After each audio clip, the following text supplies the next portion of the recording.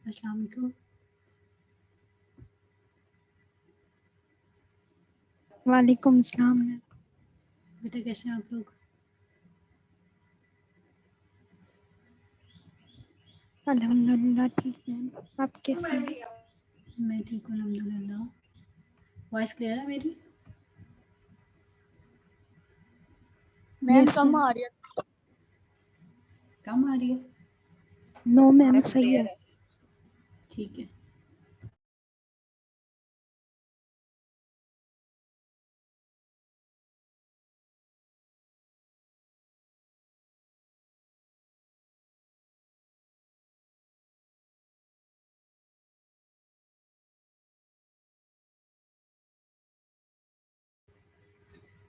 जी, आप लोगों में से कितने लोग हैं जो विलिंगली क्लासेस ऑन कैंपस लेना चाहते हैं?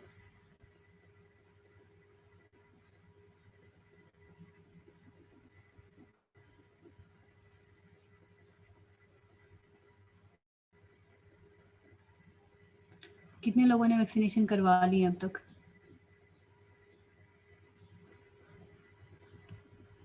आप में से किसी ने वैक्सीनेशन करवाई है?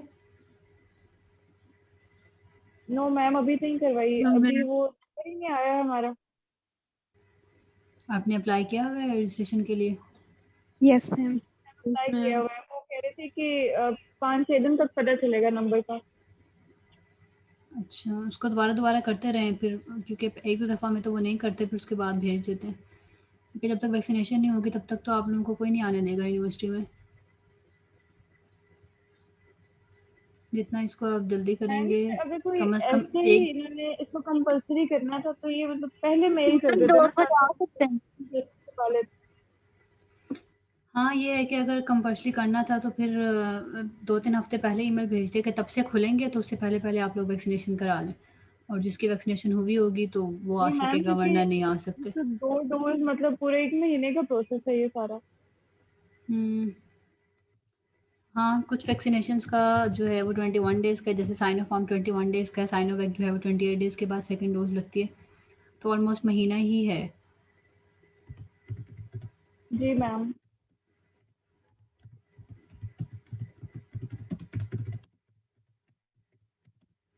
क्योंकि लेकिन अब ये है कि सर ने भी कहा है कि जब तक आपकी वैक्सीनेशन नहीं होगी तो तब तक आप लोग नहीं आ सकते। फिर आप लोग कम से कम रजिस्टर हो जाएँ, या फिर अपनी जो वो है क्या कहते हैं, फर्स्ट डोज़ तो लगवा लें। आप लोगों की जब फर्स्ट डोज़ होंगी तो ही आप लोगों को वो जो आप लोगों के क्या कहते हैं कार्ड्स हैं उसके अकॉर्डिंगली ही फिर वो अंदर आने देंगे, ऐसे तो वो अलाउ ही नहीं करेंगे आपको। अच्छा, कोई आप में से ऐसा है जो सिर्फ़ ऑनलाइन ही लेना चाहता है, कि बस चाहे खुल भी जाएँ तो वो ऑनलाइन की तरफ जाना चाहता है? क्योंकि होगा तो हाइब्रिड ही, लाइक हाफ़ लोग जो हैं वो 1 वीक आएँगे, हाफ़ जो है उससे नेक्स्ट वीक आएँगे। तो चलना तो मैम हाइब्रिड है। ऑनलाइन ठीक है। मैम ऑनलाइन ठीक है। जी मैम ऑनलाइन ठीक है। पहले शुरू में थोड़ा सा मुश्किल हो रहा था पर अब हमें आदत हो गई ऑनलाइन पढ़ने की। देख लें आप लोग, मुझे जो विलिंगली ऑनलाइन लेना चाहते हैं, ऑड इवन में नहीं ऐड होना चाहते, क्योंकि वैसे तो ये पॉलिसी है कि ऑड इवन की तरह से आप लोगों ने क्लासेस लेनी है ऑन कैंपस। तो उसमें ये है कि आपके जो आईडीज़ हैं ऑफिशियल यूएमटी आईडीज़, उसके अकॉर्डिंगली आप लोगों ने लेना है। लेकिन अगर कोई विलिंगली थ्रू आउट ऑनलाइन लेना चाहता है तो वो बस मुझे ईमेल्स कर दे बाद में, ठीक है? और जिनकी वैक्सीनेशन हो गई हैं वो भी मुझे जो है वो ईमेल कर दें, ताकि हमें आइडिया हो कि कितने लोग जो हैं वो मेरी क्लास में से इतने लोगों की वैक्सीनेशन हो गई है तो मैं हाइब्रिड की तरफ जाऊँ। ऐसा ना हो कि सिर्फ़ एक आधे हों तो मैं हाइब्रिड फिर मेंटेन करना मुश्किल हो जाता है, कि साथ में ऑनलाइन भी देना है आपने और आपके क्लासरूम में भी सिर्फ़ 2 बच्चों के लिए हैं। तो आप में से अगर कुछ लोगों ने वैक्सीनेशन करवा ली है तो वो अपने आईडीज़ जो जो भी उनका कार्ड था वो वैक्सीनेशन वाला, वो मुझे फॉरवर्ड कर दें मेंशन करके कि ये सेक्शन बी है या सेक्शन सी है, आप सेक्शन ए से हैं। तो उसके अकॉर्डिंगली मुझे भेज दें, ताकि मुझे आइडिया हो कितनी स्ट्रेंथ के लोग हैं जो वैक्सीनेटेड हैं, ताकि मैं उसके अकॉर्डिंगली हमारी जो हाइब्रिड क्लास है उसको कंटिन्यू करा सकूँ। क्योंकि इस तरह तो मुश्किल हो जाएगा कि अगर आप में से सिर्फ 1-2 की वैक्सीनेशन हो तो फिर 1-2 के लिए हाइब्रिड सिस्टम हो, क्योंकि फिर क्लासरूम को और साथ में ऑनलाइन को मैनेज करना थोड़ा-सा टफ होता है। तो अगर स्ट्रेंथ अच्छी हो गई आप लोगों की और आप लोगों की जो है वो वैक्सीनेशन हो गई होगी, चाहे फर्स्ट डोज़ ही हो, तो हम उसके अकॉर्डिंगली फिर हमारे जो लाइक क्लासेस हैं उसको प्लान कर लें। ठीक है, तो फिर आप लोग कोशिश करें कि आप लोगों की वॉक इन हो जाए। अगर वॉक इन नहीं हो रही तो एटलीस्ट आप रजिस्ट्रेशन करा लें, ताकि एज सुन एज पॉसिबल आप लोगों की जो क्लासेस हैं ऑन कैंपस उसको कंटिन्यू किया जा सके। ठीक है, तब तक जो चीज़ें हैं वो ऑनलाइन ही मूव करेंगे। क्लियर है सबको ये चीज़? यस मैम, क्लियर है। और आप में से कोई अगर ये चाहता है कि वो थ्रू आउट ऑनलाइन ही रहे, क्योंकि खैर बायोमैकेनिक्स 2 के कोई प्रैक्टिकल्स नहीं है, इसका सिर्फ प्रैक्टिकल पोर्शन ही है। तो अगर नहीं समझ आ रहा और आप लोग चाहते हैं कि ऑन कैंपस ही हो, तो अब ऑप्शन तो मिल गया है कि वीक जो है आपका 1 वीक ऑन एंड ऑफ की जो पॉलिसी है ये अप्लाई होगी। और कोई थ्रू आउट अगर ऑनलाइन चाहता है कि उसको समझ आ रही हो, कोई प्रॉब्लम नहीं है, तो वो बस मुझे अलग से बता दे, ताकि अटेंडेंस का जो है वो इशू ना हो। ठीक है, अभी रैंडमली ईमेल्स ना कीजिएगा, मैं एक दफ़ा पूछ लूँ या मैं गूगल फॉर्म जो है एक दफ़ा कोई गाइडलाइंस मिल जाए तो मैं गूगल फॉर्म का आपको बना के भेज दूँगी, वैक्सीनेटेड और नॉट वैक्सीनेटेड और कौन सा जो है मोड आप चूज़ करना चाहते हैं, तो फिर उसके अकॉर्डिंगली जो है वो हम डिसाइड कर लेंगे। हाँ, जिन्होंने वैक्सीनेशन करवा ली है वो अगर 1-2 लोग हैं तो वो आपस में कोऑर्डिनेट कर लें और मुझे ईमेल कर दें। कोशिश करें कि एक ही ईमेल में फिर आप लोग भेज दें, या फिर आप सेपरेट मुझे भेजें तो ऊपर आप लोगों ने कैप्शन वैक्सीनेशन वाले उसकी डालनी है, ताकि मैं उसको अलग से जो है वो लेबल कर लूँ। ठीक है, ताकि मैं काउंट कर लूँ कि कितने स्टूडेंट्स हैं, क्योंकि मल्टीपल बल्क ऑफ ईमेल्स के अंदर जो है वो फिर चीज़ें आगे पीछे हो जाती हैं। क्लियर है सबको ये चीज़? तो मैं गूगल फॉर्म में मैम सेंड कर दे मैम, बना मैम। मैम ऐसे तो मैम बहुत डिफिकल्ट हो जाएगा मैम सब बच्चों का पता करना कि कौन कौन वैक्सीनेटेड और कौन कौन नहीं। मैम एक मेल में भेजना मैम, आप गूगल फॉर्म में मैम आप हमें सेंड कर दीजिएगा बनाकर मेल पे। अभी भी क्लास में से सिर्फ 2-3 लोगों ने ही कहा हाथ उठाया है कि उनकी वैक्सीनेशन हुई हुई है। मेरा ख्याल है आप में से मेजोरिटी की नहीं हुई हुई, ऐसा ही है? Yes ma'am. तो उसमें फिर जो एक आधे वो मुझे ईमेल कर दें, बाकी जो है वो फिर मैं क्या कहते हैं उसको देख लूँगी। ठीक है, मुझे आइडिया हो जाए कि कितने लोगों की है, क्योंकि हर टीचर ही, और वैसे भी यही है कि सबने ही इवेंट को एक वीक में बुलाना है और सबने ही ऑड को एक वीक में बुलाना है। लेकिन आप लोगों बाकी टीचर ने भी यही कहा होगा और आपको ईमेल्स भी आई होंगी कि वैक्सीनेशन इज़ इम्पॉर्टेंट, कि आप लोगों की वैक्सीनेशन है या नहीं है।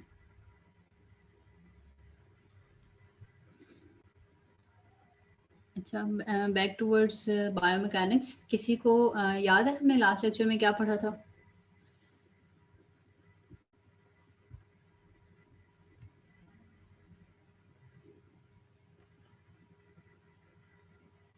Anyone? Ma'am remodelling. Last lecture में तो हमने आर्थोप्लास्टी के बारे में पढ़ा था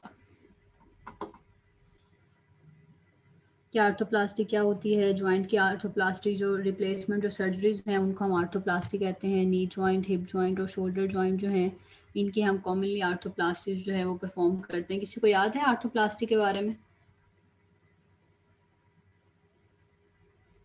सब भूल गए हैं? मैम आपने लेक्चर्स नहीं अपलोड किए हुए मैम थे। लेक्चर अपलोड नहीं था ना, रिकॉर्डिंग। नहीं, तो क्लासरूम में जैसे आप लोग कुछ सुनते हैं तो आप लोगों को बिल्कुल नहीं याद होता कि क्या था और क्या नहीं था। लेक्चर्स मैंने वैसे अभी अपलोड कर दिए हैं, मेरा एलएमएस वर्क नहीं कर रहा था, लेक्चर्स अब अपलोड कर दिए हैं मैंने। चलें, इसको एक दफ़ा गो थ्रू कर लीजिएगा, इन केस अगर आपको नहीं समझ आती तो फिर आप लोगों ने पूछ लेना है। ठीक है, यस मैम। आज का जो हमारा बेसिक टॉपिक है that is related to engineering approaches to standing, sitting and lying.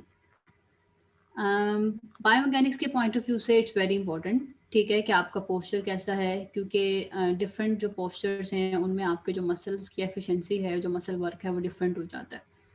ठीक है, और नॉर्मली जो अल्लाह ताला ने हमारा पोस्चर बनाया है इसमें ऐसे है कि हमारे मसल्स को लीस्ट एफर्ट करनी पड़ती है और मैक्सिमम जो वर्क है वो अटेन हो जाता है। लेकिन जब आपकी पोस्चर में मॉडिफिकेशंस आती हैं तो उसके अकॉर्डिंगली जब मसल्स अफेक्ट होते हैं तो मसल्स को की वीकनेस भी हो जाती है और मसल्स को एक ज़रा से काम करने के लिए ज़्यादा एफर्ट जनरेट करनी पड़ती है। लाइक आप ये कहें कि आपका जो मैकेनिकल एडवांटेज है वो नहीं आता। तो basically being a physical therapist you must know कि आइडियल पोस्चर्स क्या हैं और नॉर्मल पोस्चर्स क्या हैं। आपको नॉर्मल के बारे में आइडिया होगा तभी you will be able to differentiate that from abnormal one, otherwise you will not be able to differentiate. ठीक है, और आपके पास कोई पेशेंट्स आएंगे तो आप उसको डील ही नहीं कर सकेंगे जब आपको पता ना हो कि whether this one is normal और एबनॉर्मल थिंग। तो जो आपके पोस्चर्स हैं ये आप लोगों ने शायद काइनी 1 के अंदर भी पढ़ा होगा या बायोमैकेनिक्स 1 में भी पढ़ा है कि स्पाइन में कौन कौन से कर्व्स हैं और किस तरह से उनको मेंटेन रखा जा सकता है, और आपके जो पोस्चर हैं उनकी कितनी टाइप्स हैं, और मसल फाइबर्स कितनी टाइप्स के होते हैं। तो बेसिकली ये जो चीज़ें हैं, ये जो पोस्चर्स हैं, ये आपकी स्पाइन की एनाटमी को, उसकी अलाइनमेंट को बहुत ज़्यादा अफेक्ट करते हैं। तो इस वजह से हमें ज़रूरत है इन चीज़ों की कि हमें पता हो कि आप किस तरह के पोस्चर्स गाइड कर सकते हैं पेशेंट को जिसमें उनके जो मसल्स हैं उनके ऊपर लीस्ट एफर्ट आए। काइनी 1 में अगर हम मूव कर जाएं तो आप लोगों ने काइनी 1 में पढ़ा होगा कि जब आप बैठे हों तो आपकी जो स्पाइन है दैट शुड बी इरेक्ट, आपके जो हिप और नी है उनके एंगल्स आपस में अच्छे होने चाहिए, लाइक 90 का एंगल बनना चाहिए, they must be perpendicular to one another. आपके जो फुट हैं उनको ग्राउंड पे या जो आपका फुट रेस्ट है उसके ऊपर रेस्ट करना चाहिए। आपके जो फिंगर्स हैं या जो रिस्ट है ना तो वो एक्सटेंडेड हो ना ही वो फ्लेक्स्ड हो। आपके जो आई लेवल हैं वो आपके जो मॉनिटर है या जो सीपीयू या जो भी लैपटॉप आप इस्तेमाल कर रहे हैं, जो गैजेट इस्तेमाल कर रहे हैं, वो आपके आई लेवल के सामने हो, आपके आई लेवल पे हो। ये एक आइडियल पोस्चर है। उसके ऑपोजिट में आप यहाँ पे देख सकते हैं एक बैड पोस्चर और फॉल्स पोस्चर या एबनॉर्मल पोस्चर, जिसमें आपका जो नेक है वो फ्लेक्स्ड है, आपकी जो स्पाइन है वो स्टूप्ड पोस्चर में चली गई है, फ्लेक्स्ड है, वो इरेक्ट नहीं है। यहाँ पे कोई 90 का एंगल जो है वो नहीं फॉर्म हो रहा। आपके जो फुट हैं वो आपके जो फुट रेस्ट है उसके ऊपर रेस्ट नहीं कर रहे। आपकी जो आईज हैं वो उसके लेवल पे नहीं है, ठीक है। आपकी जो रिस्ट है वो एक्सटेंडेड और फ्लेक्स्ड है। तो ये जो इस तरह के जो पोस्चर्स हैं, लाइक ऑनलाइन इंक्रीज हो गया क्योंकि आप शिफ्ट हो गए हैं टुवर्ड्स गैजेट्स, आप शिफ्ट हो गए हैं टुवर्ड्स लैपटॉप्स और मोबाइल्स, और कुछ लोग लेट के पढ़ते हैं, कुछ लोग जो हैं वो बैठ के पढ़ते हैं और बैठने में जो है अपना पोस्चर मेंटेन नहीं रखते। तो उसकी वजह से इम्बैलेंसेस आ सकते हैं आपके मसल्स के अंदर। तो बेसिकली ये जो चीज़ें हैं इसको हम डील करेंगे एर्गोनॉमिक्स में, या हमारी जो इंजीनियरिंग अप्रोचेस है स्टैंडिंग, सिटिंग और लाइंग में, कि स्टैंडिंग में क्या होना चाहिए, सिटिंग में क्या होना चाहिए, लाइंग में क्या होना चाहिए। तो ये भी पार्ट है हमारी बायोमैकेनिक्स का कि आप मसल्स के ऊपर फोर्सेस को किस तरह से कम कर सकते हैं। सबसे पहले हमें आइडिया होना चाहिए मसल्स के बारे में, ठीक है। अब हमारे जो मसल्स हैं, लाइक हमारे दो तरह के मसल्स होते हैं, पोस्चरल मसल्स और फेजिक मसल्स। पहले हम बात करेंगे पोस्चरल मसल्स के बारे में। पोस्चरल मसल्स जो है उनका नाम ही बताता है वो मसल्स जो बेसिकली हमारे पोस्चर को मेंटेन करते हैं। पोस्चर क्या है?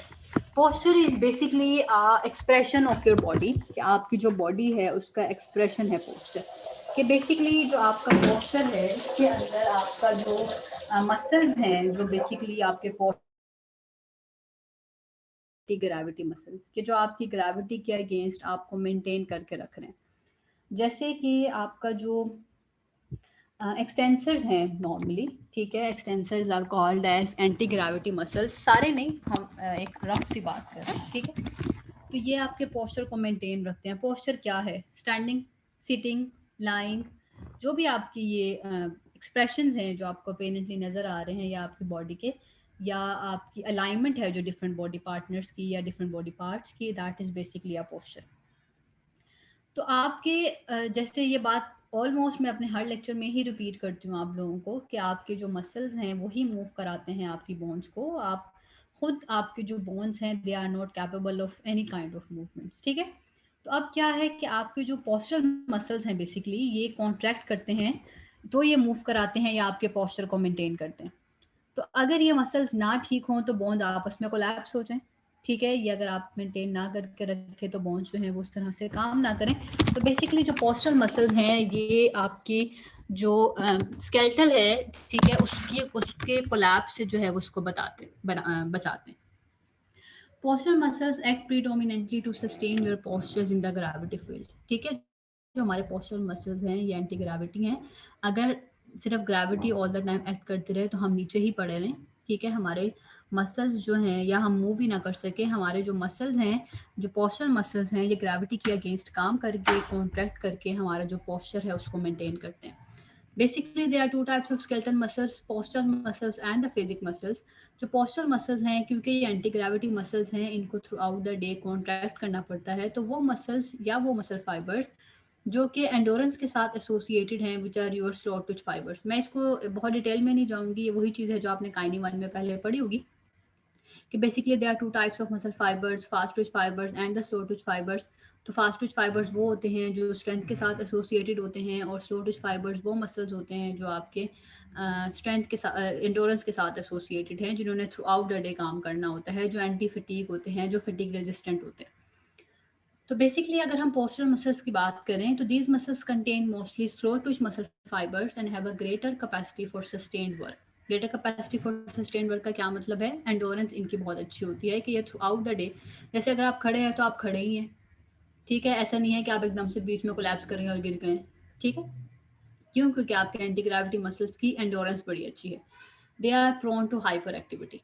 फेजिक मसल्स वो मसल्स हैं जिन्होंने जो मूवमेंट के साथ एसोसिएटेड होते हैं कि आपने बस एक मूवमेंट की, लाइक किसी को पंच किया और फिर आप सीधे हो गए, तो पंचिंग के लिए आपको स्ट्रेंथ चाहिए थी। तो फेजिक मसल्स वो मसल्स होते हैं बेसिकली जिनके अंदर आपके पास हों, और इस वजह से आप मूवमेंट जो कराते हैं वो फेजिक मसल्स हैं, और जो पोस्चर को मेंटेन करते हैं they are basically called as your postural muscles. तो पोस्चरल एंड फेजिक मसल्स के अकॉर्डिंगली जो है वो हम डिवाइड करते हैं अपनी बॉडी के मसल्स को।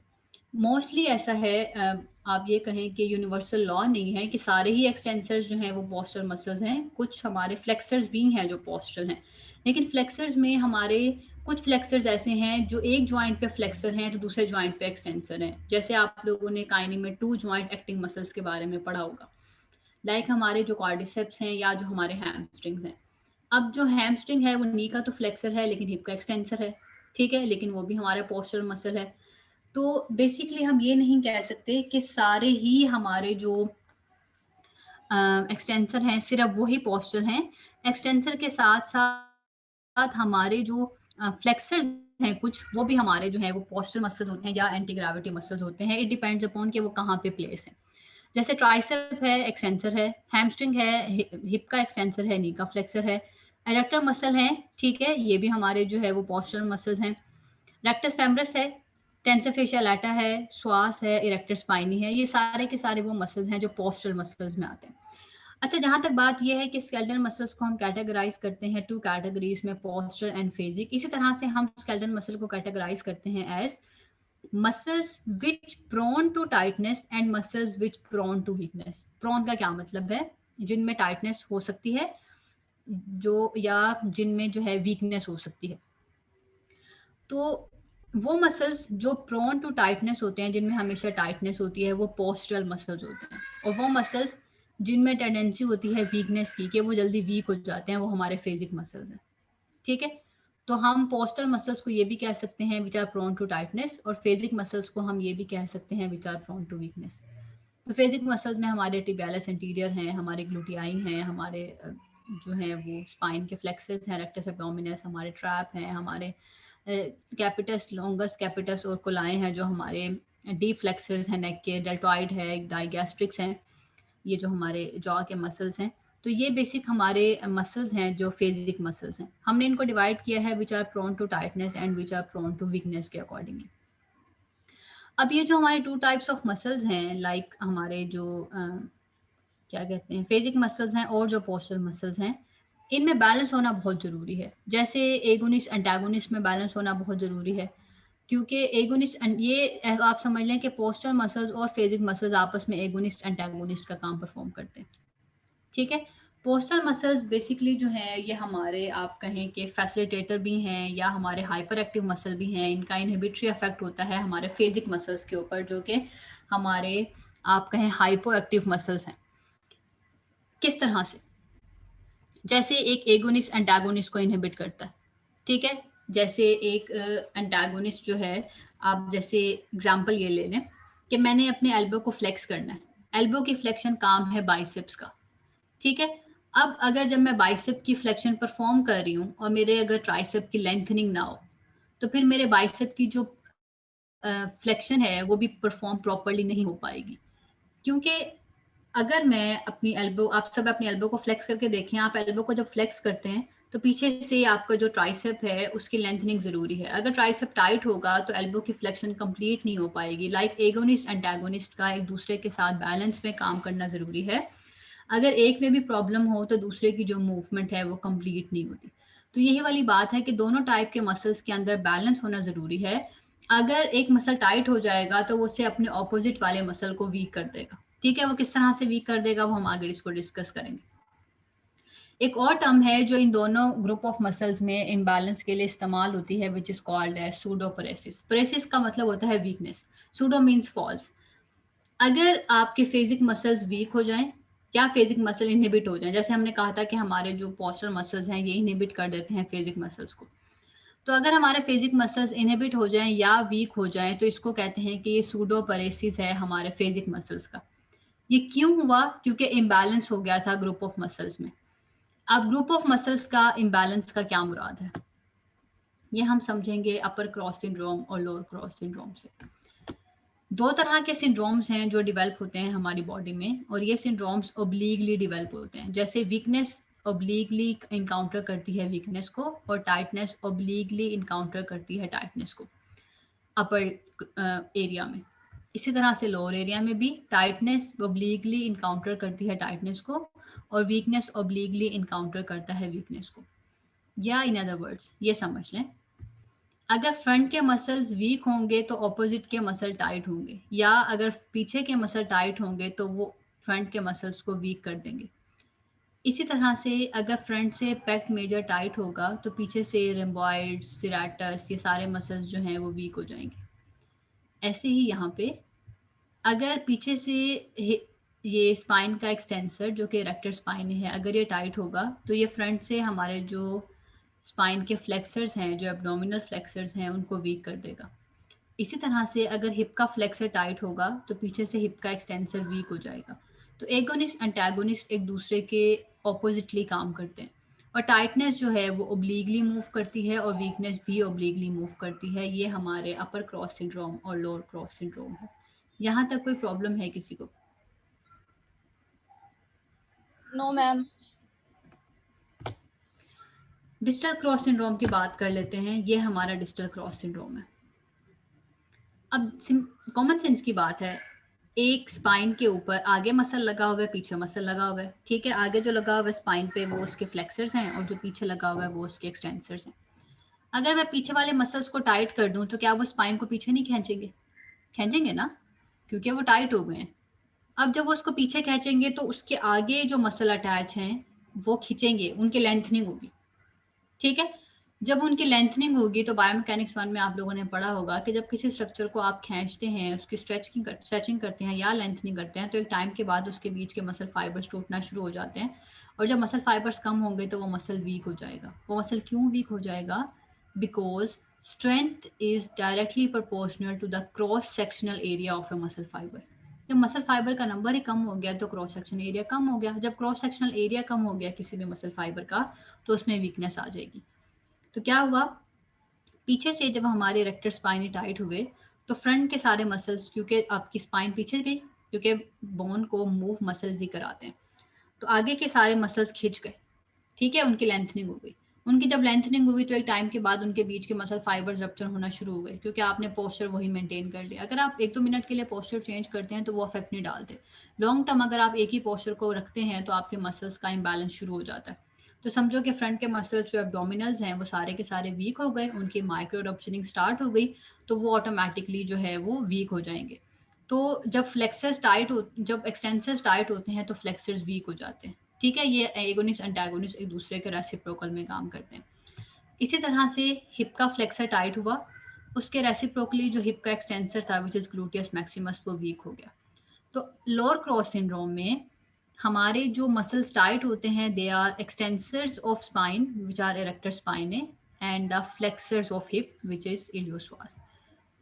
उसके ऑपोजिटली वो मसल्स जो वीक हो जाते हैं, या आप ये कहें कि जिनकी लेंथनिंग हो जाती है, दे आर द एब्डोमिनल्स, जो कि हमारे फ्लेक्सर्स हैं, और हमारे जो हिप है उसके एक्सटेंसर्स हैं। तो this one is the lower cross syndrome, यही बातें जो है वो यहाँ पे मेंशन है। शॉर्टन मसल हिप का एक्सटेंसर और हिप बैक का एक्सटेंसर, हिप का फ्लेक्सर, और वीकेंड हमारे एब्डोमिनल्स और बटक्स, जिसको हमने अभी कहा था gluteus maximus which is called as hip extensor.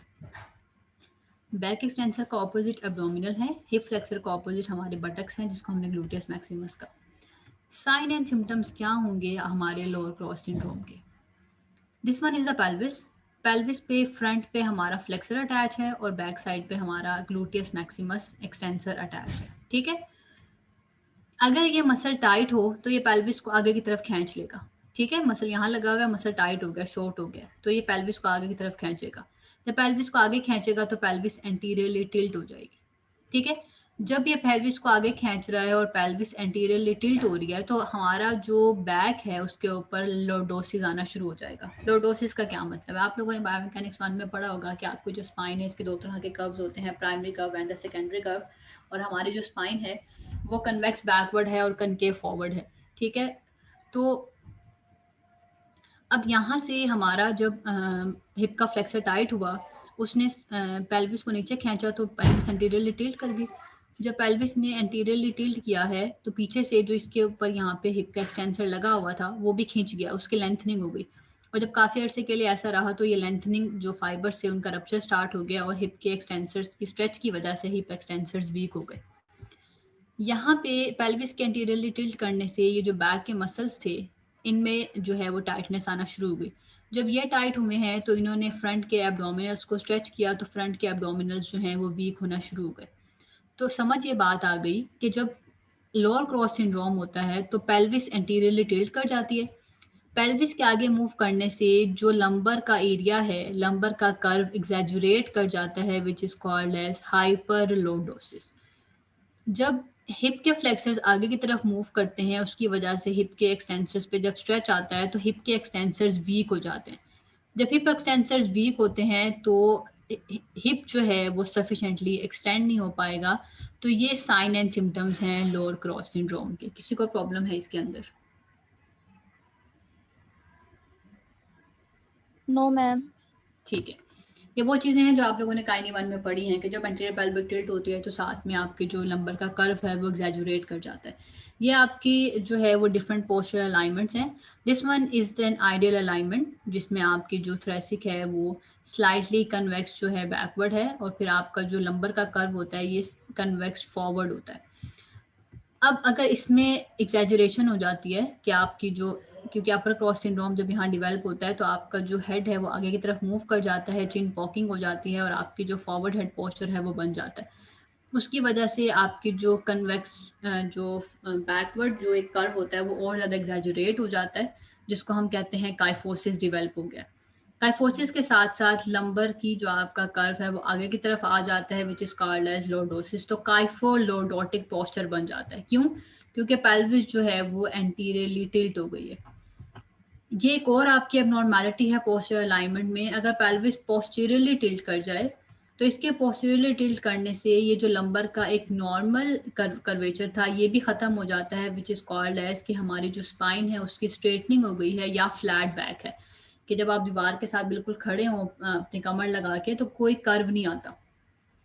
तो ये पोस्चरल अलाइनमेंट हैं, ये आपकी जो डिफरेंट पोजीशंस हैं उनके अकॉर्डिंगली आपके जो मसल्स हैं या उनके फंक्शंस या उनकी जो एफिशिएंसी है वो ऑल्टर हो जाती है। तो वो वाली बात थी हमारे लोअर क्रॉस सिंड्रोम के साथ जिसको हमने डिस्टल क्रॉस सिंड्रोम भी कहा। Next one is upper cross syndrome और प्रॉक्सिमल क्रॉस सिंड्रोम।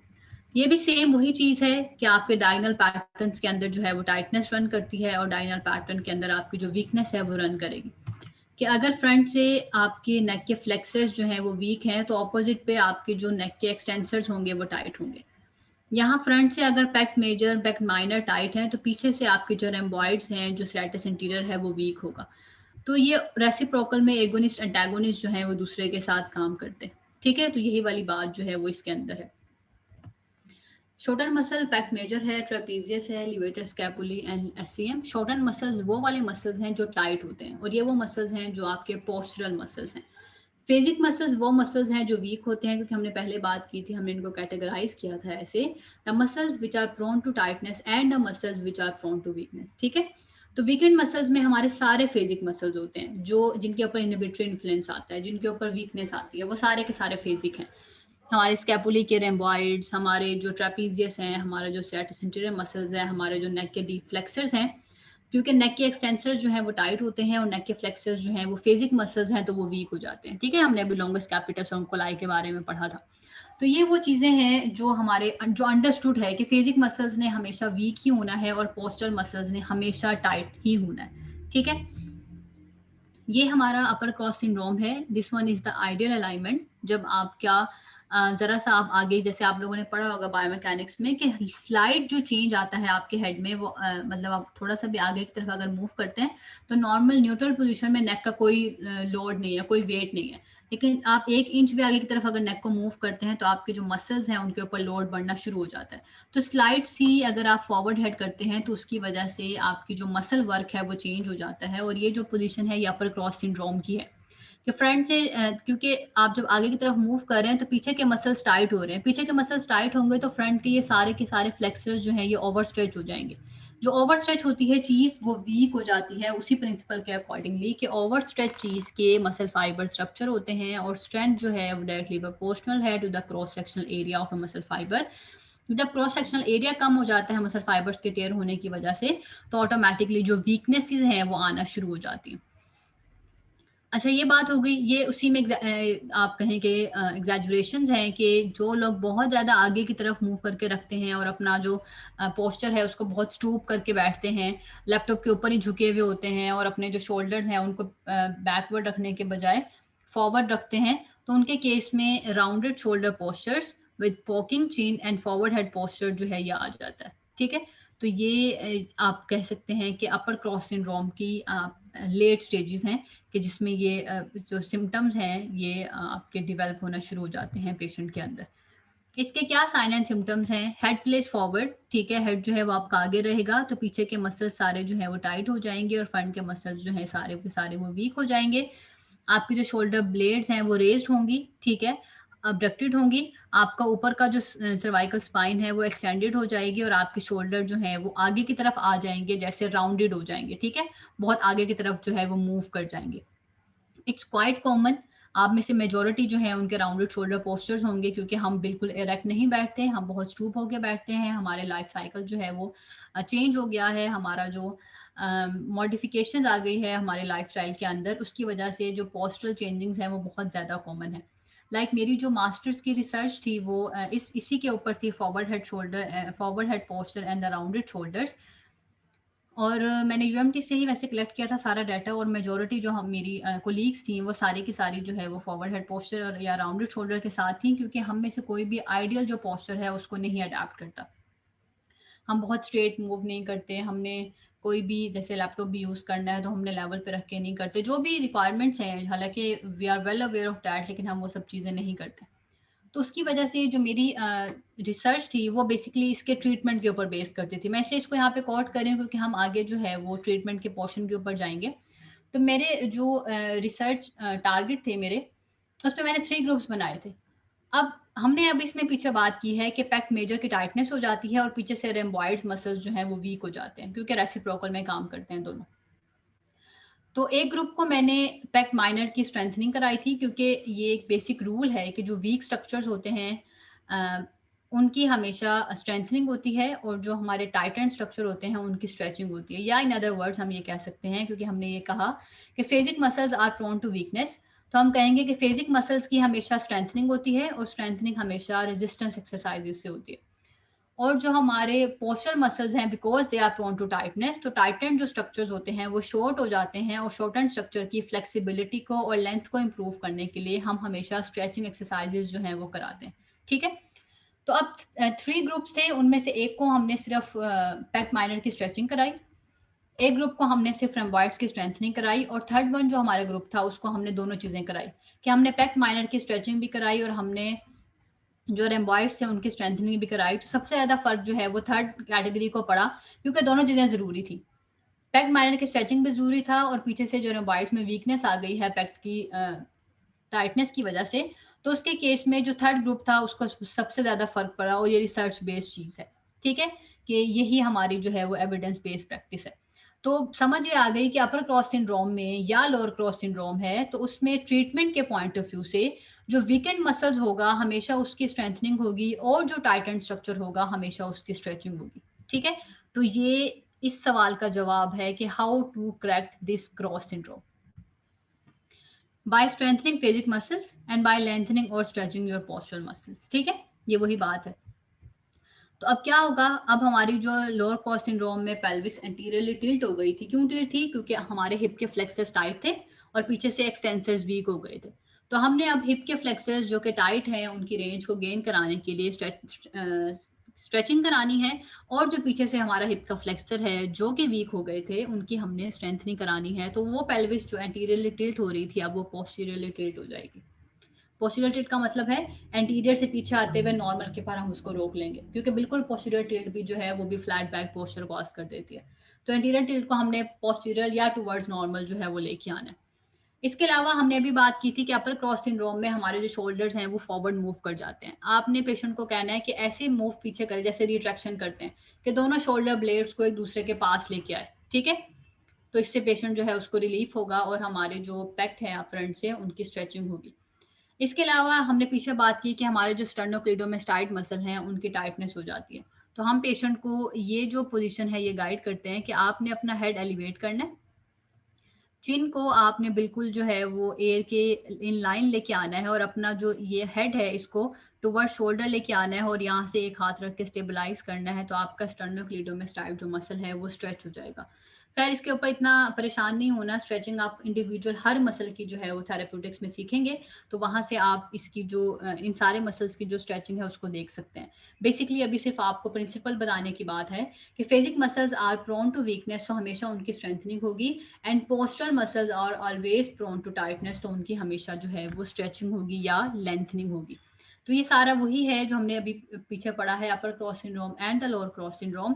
और इसमें इनहिबिटेड का मतलब है कि वीक होंगे, और फैसिलिटेटेड का मतलब है कि वो टाइट हो जाएंगे। ठीक है, और क्रॉस में ये सारे जो मसल्स हैं एक दूसरे के क्रॉस में जो है वो टाइट होते हैं, और क्रॉस में जो है वो वीक हो जाते हैं।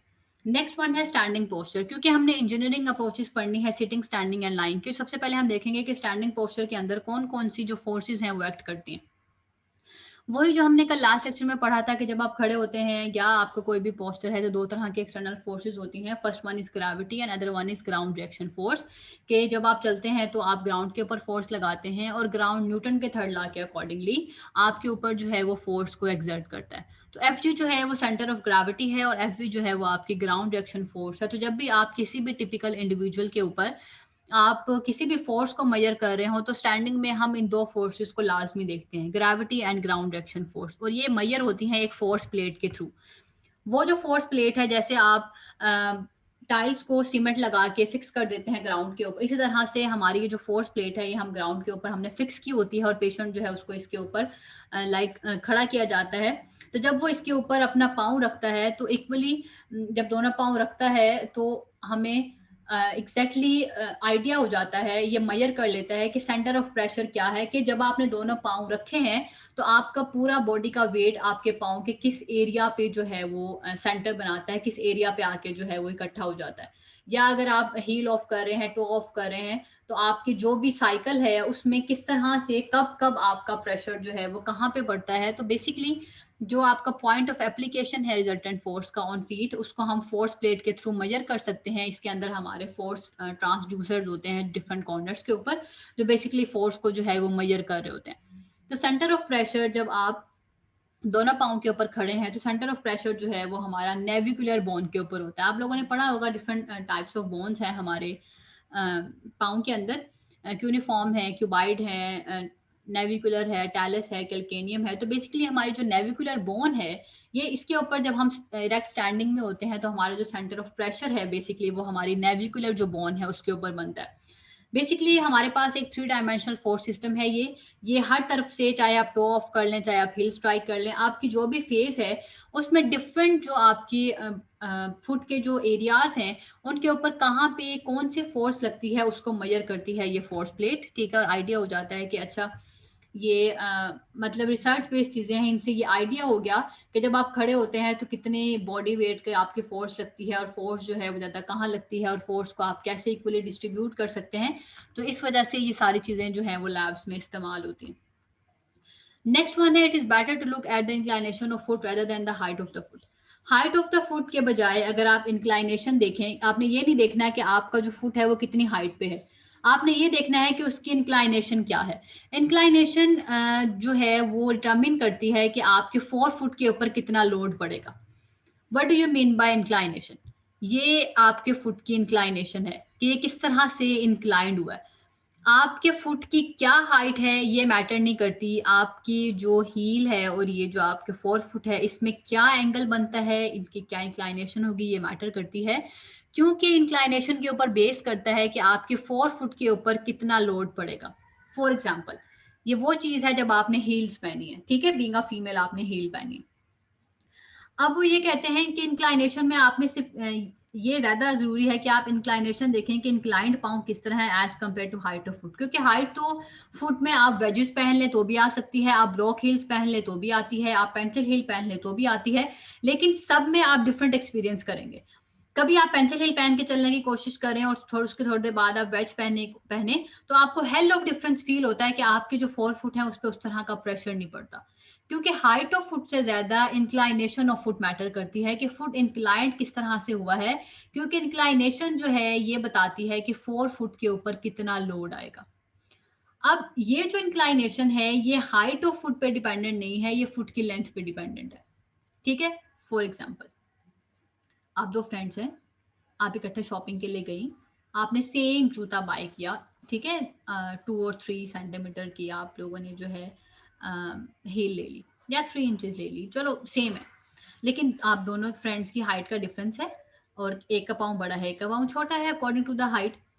तो वो लोग जिनमें आप स्मॉलर फुट होते हैं, जिनके पाँव छोटे होते हैं, उनका एंगल ऑफ इंक्लाइनेशन उसी सेम हील से ज्यादा बनेगा एज कंपेयर टू के जिनके लार्जर फुट है। मतलब ये कि स्मॉलर फुट वालों का एंगल ऑफ इंक्लाइनेशन ज्यादा होता है सेम हील हाइट के साथ एज कंपेयर टू कि वो लार्जर फुट वाले जो हैं वो वही सेम हील पहने। ठीक है, तो इसका मतलब समझ आ गई कि angle of inclination is dependent upon the foot length, और जितनी ज्यादा फुट की लेंथ होगी उतना कम एंगल ऑफ इंक्लाइनेशन बनेगा, और जितना छोटा होगा आपका फुट उतना ही ज्यादा आपका एंगल ऑफ इंक्लाइनेशन बनेगा। तो इसका मतलब है जिसमें एंगल ऑफ इंक्लाइनेशन ज्यादा होता है उनमें हमारा जो 4 फुट के ऊपर लोड है वो ज्यादा बनता है। ठीक है, पहली बात हमें यहाँ से समझ आ गई। तो रिकमेंडेड एंगल्स जो हमारे एंगल ऑफ इंक्लाइनेशन के हैं दे आर 10 to 14 डिग्रीज। ठीक है, और ये हमारे 3 to 4 सेंटीमीटर की हील के साथ जो है ये ठीक रहते हैं कि ये ट्रांसलेट करते हैं हील हाइट को 3 to 4 सेंटीमीटर तक। ठीक है, यहाँ तक जो है ये बात क्लियर होगी। नॉर्मल स्टांस में हमने बात कर ली थी कि हमारा जो सेंटर ऑफ प्रेशर है वो हमारी जो नेविकुलर बोन है जो यहाँ पे रेड से हमने रिप्रेजेंट की है, तो हमारा जो नेविकुलर बोन है इसके ऊपर हमारा जो सेंटर ऑफ प्रेशर है वो लाई करता है। नेक्स्ट वन है हील डिजाइन। अब खाली एंगल ऑफ इंक्लाइनेशन या फुट की लेंथ पे चीजें बेस नहीं करती, हमारा जो हील है उसका डिजाइन कैसा है, whether that is a wedge shape, whether that is a pencil heel, और whether that is a block heel. अब तो मल्टीपल तरह की जो हील्स हैं वो अवेलेबल हैं इन द मार्केट, सो आप लोगों को इनके नेम्स के अकॉर्डिंगली आइडिया होगा इनका। अब जो बेसिकली हील है किसी भी शू की वो लीवर आर्म को जनरेट करती है एंकल जॉइंट के अकॉर्डिंगली। ठीक है, अब हील जब भी आप, जैसे अगर आप बेयर फुट हैं, आपने कुछ भी नहीं पहना हुआ और आपने हील स्ट्राइक की है ग्राउंड के साथ, तो वो जो हील स्ट्राइक की है आपने ग्राउंड के साथ वो आपके फुट के अंदर मूवमेंट को जनरेट करती है। ठीक है, क्योंकि हील स्ट्राइक किया है तो मसल्स एक्टिवेट हुए हैं, और मसल्स एक्टिवेट हो रहे हैं तो ऑब्वियसली एक मूवमेंट जनरेट होगा। अब हील स्ट्राइक जो मूवमेंट प्रोड्यूस करता है, अगर आप बेयर फुट हैं तो कम होगा, अगर आपने जूता पहना हुआ है पाँव में हील शेप है, या अगर आपने हील है या कोई शू है, ऑब्वियसली उस हील का या शू का एक अपना वेट है, तो उसकी वजह से जो मूवमेंट है फुट का या एंकल की जो मूवमेंट है वो और ज्यादा बढ़ जाएंगी। ठीक है, और अगर आप जो बैक एज है हील का उसको कट ऑफ कर देते हैं, जैसे पेंसिल से आपने उसको वेज कर दिया थ्रू आउट, तो उसकी वजह से क्या होगा कि आपकी जो फुट का डाउनवर्ड मूवमेंट है वो कम हो जाएगा, और आपकी जो एंकल है उस पर एक हॉरिजेंटल मूवमेंट आएगी लाइक दिस। ये आपकी हील थी, इसमें एंगल ऑफ इंक्लाइनेशन जो है दैट इज डिफरेंट। अगर मैं इस हील को नीचे से कट कर दूं और सारी जगह ही मैं ये लगा दूं सोल, ठीक है, ये वेज है, जैसे इनको हम मेडिकेटेड भी कहते हैं कि हमारे वो पेशेंट जिनके पाँव में दर्द हो तो हम कहते हैं मेडिकेटेड जो है वो आप सोल ले लें, मेडिकेटेड शूज़ पहने, आपका जो पेन है वो कम होगा, आपका जो फोर्सेस हैं वो डेसिपेट होंगी इक्वली आपके फुट में, और इस तरह से आपकी जो इंजरी के चांसेस हैं वो कम हो जाएंगे, एंकल स्प्रेन के चांसेस कम हो जाएंगे, क्योंकि हील में जो है वो चांसेस ज़्यादा होते हैं, क्योंकि आपकी जो इंक्लाइनेशन है वो बेस करती है इस चीज़ पे। तो वो ये कह रहे हैं कि अगर आप यहाँ से हील को कट ऑफ कर दें और वेज शेप बना दें तो उसके केस में आपका जो एंकल है उस पर हॉरिजेंटल मूवमेंट आ जाएगी, हॉरिजेंटल हो जाएगा वो, ठीक है, कि उसमें जो फोर्सेस हैं वो कम हो जाएंगी। नेक्स्ट वन है रीचिंग फॉरवर्ड। रीचिंग फॉरवर्ड की जहां तक बात है तो आप लोगों ने बायोमैकेनिक्स 1 के अंदर पढ़ा होगा कि if you have to lift anything तो you must bend your knees rather than you bend your spine, ठीक है। अगर आप स्पाइन को बेंड करते हैं तो इट्स अ रॉन्ग वन, ठीक है, रॉन्ग ट्रेडिशन है ये। अगर आपको किसी चीज को भी लिफ्ट करना है तो आपको चाहिए कि अपनी बैक को आप इरेक्ट रखें और अपनी जो नीज है उसके ऊपर मूवमेंट दें, move through the knees, not from the spine, ठीक है। तो इस तरह से आप किसी भी चीज को लिफ्ट करेंगे तो आपकी जो बैक है उसके ऊपर कम से कम स्ट्रेन आएगा, बैक जो है उसको आप सेव कर सकेंगे। तो ये रीचिंग फॉरवर्ड के अंदर जो है एक गाइडलाइन है। नेक्स्ट वन है बायोमैकेनिक्स ऑफ पेल्विस। अब पेल्विस की बायोमैकेनिक्स इस तरह की है कि अगर हम फुट या स्पाइन के साथ जो है उसको कंपेयर करें तो हमारा जो पेल्विस है, सैक्रोइलिक जॉइंट, हमारा जो सैक्रोइलिक जॉइंट है उस पर शेयर फोर्सेस के काफी चांसेस होते हैं। क्यों? क्योंकि हमारी जो सैक्रम है वो एक फ्लैट सरफेस है, और फ्लैट सरफेस इस तरह से है कि दोनों जो हमारे बोनी पार्टनर्स हैं सैक्रोइलिक, ये एक दूसरे से जो है वो एक दूसरे के पैरेलल है। तो इसमें क्या होता है कि हमारी जो पैरेलल फोर्सेस होती हैं उसकी वजह से शेयर फोर्स जनरेट होती है कि दोनों एक दूसरे के ऑपोजिट डायरेक्शन के अंदर मूव कर सकते हैं। अगर ये पैरेलली वो शेयर फोर्स अगर इसमें जनरेट होगी जिसकी टेंडेंसी ज्यादा है तो उसके केस में ये जॉइंट आराम से डिसलोकेट हो सकता है। तो बायोमैकेनिकल मॉडल के अकॉर्डिंगली ये अज्यूम किया जाता है कि ऐसा जॉइंट के सराउंडिंग में इतने स्ट्रॉन्ग लिगामेंट्स लगे हुए हैं और मसल्स हैं वहां पे, और मसल्स का कॉन्टैक्ट करना जरूरी है, ताकि जब मसल्स कॉन्ट्रैक्ट करते हैं, आपने पीछे पढ़ा है कि जब मसल्स कॉन्ट्रैक्ट करते हैं तो वो कंप्रेसिव फोर्स जनरेट करते हैं। वो कंप्रेसिव फोर्सेस जब जनरेट होंगी तो वो आपके ये जो पैरेलल जो बॉनी पार्टनर्स हैं इनको एक दूसरे के पास अप्रोक्सीमेट करेंगी, कंप्रेस करेंगी, जिसकी वजह से फ्रिक्शनल फोर्सेस जनरेट होंगी कि आपस में वो रब करेंगी।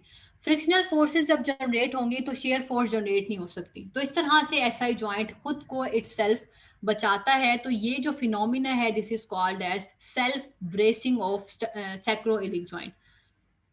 क्या है कि इसमें फ्लैट सर्फेसिस हैं और पैरेलल हैं, तो जब कोई लोड पड़ता है तो चांसेस होते हैं कि शेयर फोर्स जनरेट हो सके, तो शायद ये डिसलोकेट ना हो जाए। तो इसके सराउंडिंग में जो लिगामेंट्स हैं, इसके सराउंडिंग में जो मसल्स हैं वो पावरफुली कॉन्ट्रैक्ट करते हैं, वो फोर्सफुली कॉन्ट्रैक्ट करते हैं। उनकी फोर्सेज हमेशा रिक्वायर्ड होती हैं ताकि वो कंप्रेसिव फोर्सेज जनरेट करें। जब कंप्रेसिव फोर्सेज जनरेट होंगी तो फ्रिक्शनल आएगी दोनों बोनी स्ट्रक्चर्स के दरमियान, और जो शेयर कंपोनेंट है वो अवॉइड हो जाएगा। तो इस तरह से अपने आप को जो हमारा सैक्रोइलिक जॉइंट है वो सेल्फ ब्रेस कर लेगा। तो ये आज का लेक्चर था। इसमें कोई ऐसी चीज है जो किसी को नहीं समझ आई तो प्लीज आप क्वेश्चन रेज कर लें।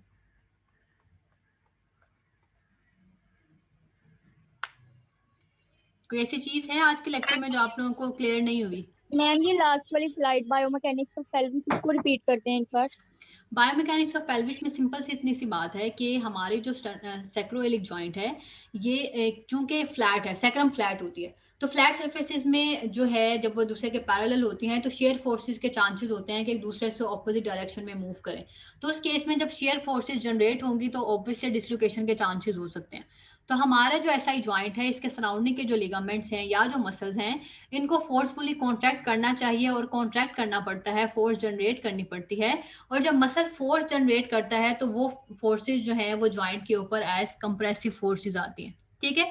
जब कंप्रेसिव फोर्सेस आती हैं एसआई जॉइंट के ऊपर तो वो एक दूसरे के पास, लाइक आप एक दूसरे को कंप्रेस कर रहे हैं कि दोनों बॉडी स्ट्रक्चर एक दूसरे के पास आते हैं, तो वो फ्लैट सरफेस आपस में रब करती है, फ्रिक्शनल फोर्सेस जनरेट होती है।